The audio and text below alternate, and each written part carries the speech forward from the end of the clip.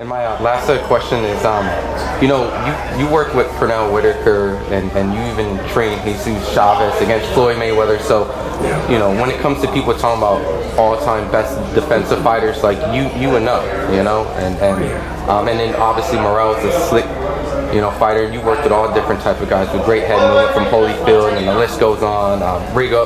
Laura, Gilmore Rigondeaux. So, in your honest opinion, people say like Shakur Stevenson is the guy that is the defensive guy of that era. I wanted to get your thoughts. Like, does he fall in that category? Shakur does fall in the category. Mm-hmm. He does. But, the best pound for pound fighter that I think in the world was Pernell Sweet Pea Whitaker. Mm-hmm. Hands down.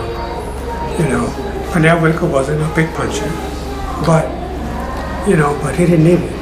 He didn't need it to beat you because he had defensive skills that was just out of this world.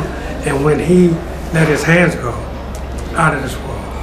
And Shakur does remind me, he has some similarities, with Sweet Pea Whitaker, but it was only one Sweet Pea Whitaker. But Shakur is a very good fighter. Love this kid, man. He's going to be champion for a very long time. And I can't wait to see him in Tampa. Which was going to be the follow-up, because Chavez was known as a big puncher, and yes, Sweet Pea was able to neutralize it. So, is that something that when people heavily criticize Shakur because he's not this knockout artist that people want him to be, or is that the idea that he doesn't have the power and relying only on defense won't get him away from Tank? Is that ridiculous?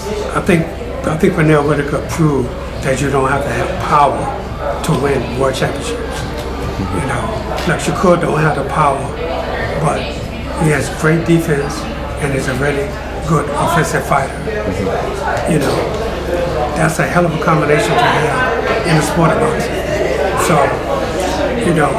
while right now at this moment, I would call it favorite Tank, but if you count Shakur out, you gotta be crazy because this kid can upset Tank and win. When you mentioned favorite Tank a little bit, what is that X factor that kind of makes you lean just that 1%, maybe more, just today versus maybe? Well, the thing about Tank when you watch him, he creeps up on you, behind punches, and once he get there, he lets him go. He's a naturally strong fighter. You don't have to show you, pull back with punches to show you to hurt you. Mm-hmm. He can hurt you just throwing simple punches, and that makes a big difference in a fight, but it's definitely a fight I want to see. Shakur versus Tank. I think that fight will probably be the biggest fight,